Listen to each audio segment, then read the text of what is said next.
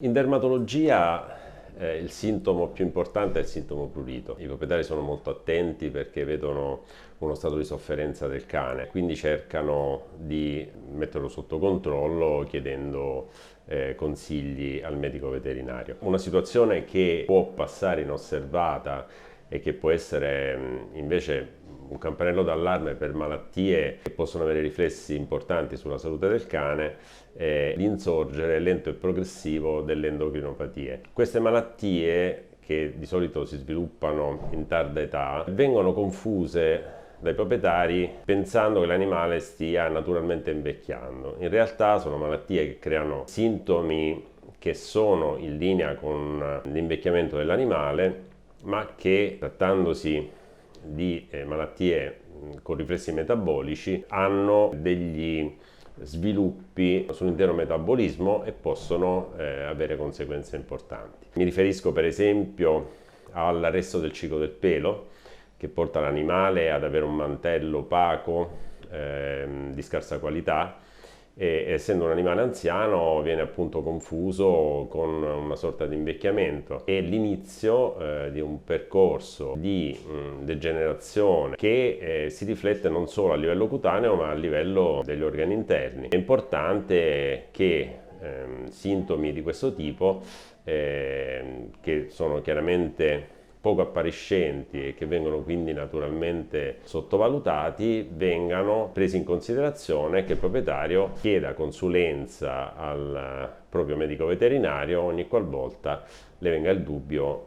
che qualcosa non vada per il verso giusto. In questi ultimi anni si è un po' radicata l'idea che la maggior parte dei problemi dermatologici del cane e del gatto siano conseguenza di una cattiva alimentazione o anche dello sviluppo di reazioni avverse al cibo, di intolleranza o di allergia, che si riflettono poi su una serie di problemi, più frequente dei quali è il prurito, ma anche lesioni alopeciche in vari punti del corpo, esfoliazioni, insomma i sintomi che sono presenti frequentemente in dermatologia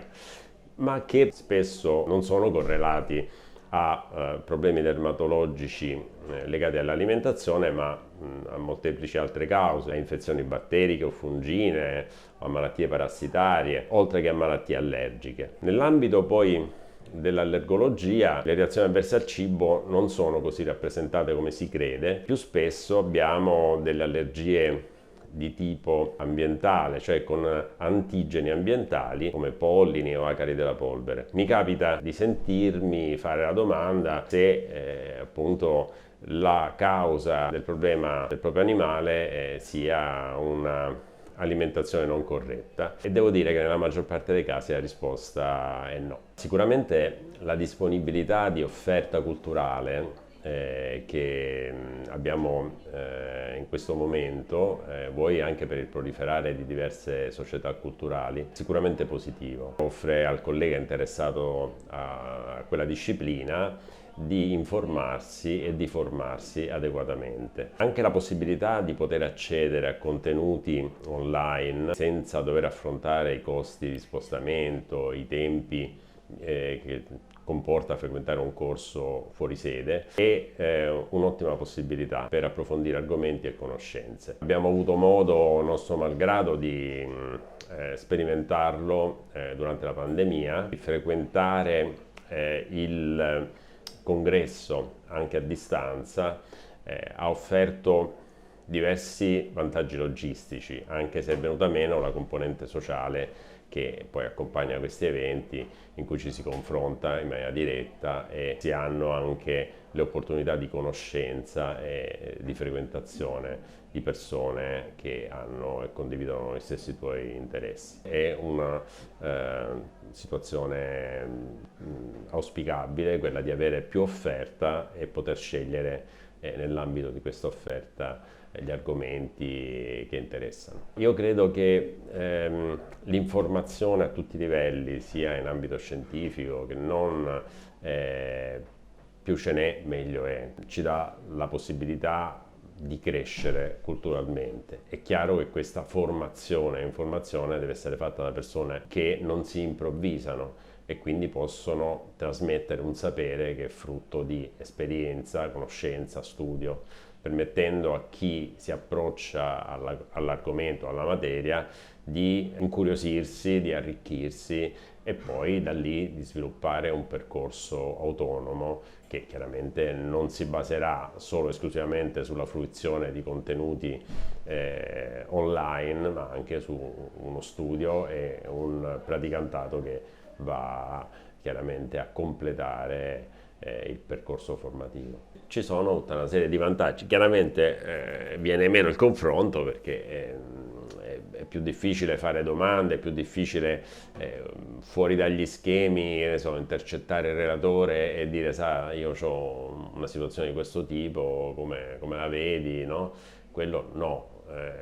così come non vedi gli amici con cui condividi questi momenti, però ecco, una situazione del genere ha indubbi vantaggi. Nell'ambito dell'allergologia, quindi le malattie caratterizzate spesso da prurito, si stanno sviluppando delle conoscenze che permettono di indagarle in maniera più corretta e precisa e si stanno allestendo dei test molecolari che permettono di individuare in maniera più precisa l'antigene responsabile e quindi di poter mettere sotto controllo con più facilità la causa responsabile. Circa il 10% di tutti i cani nel mondo soffrono di dermatite atopica, cioè una ipersensibilità ad antigeni ambientali che non sempre è facile da indagare e questo non ci permette di intervenire in maniera specifica, per esempio con dei vaccini desensibilizzanti. La possibilità di capire qual è esattamente l'origine del problema attraverso questi nuovi test molecolari che sono sempre più ottimizzati e più precisi ci consente di tentare dei percorsi di desensibilizzazione più precisi, più efficaci e quindi di avere una maggiore opportunità di mettere sotto controllo questo problema che crea tanto disagio all'animale che ne è colpito.